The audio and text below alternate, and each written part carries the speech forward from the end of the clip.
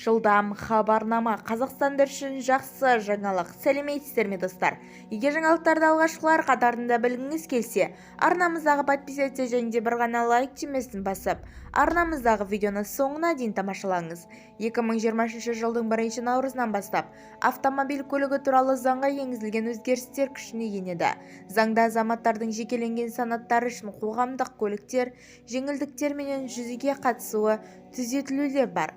Бақытты бала, бақытты ана, бақытты отбасы, бақытты ел жол картасына сәйкес жолаушылардың жекеленген санаттары қоғамдық көліктерде жол ақысын төлеу бойынша жеңілдіктер беру қарастырылған. Қала маңында қатынайтын көліктер алтын алқа, күміс алқа алған ордер гранттары және де бұрын батыр ана атанған, сондай-ақ бірінші және екінші дәрежелі ана даңқы ордерімен наградталған көп балалы аналарға тегін жүруге болады. Сондай-ақ бір топ мүгедектігі бар адамдарда қоғамдық көліктерде жүруге тегін, ал 18-15 жас аралығындағы балдар билет құнының 50%-ын төлейді. Бұған дейін бұл жеңілдіктер 7 жастан 15 жасқа дейінгі балдар аралығында пайдаланып келінді.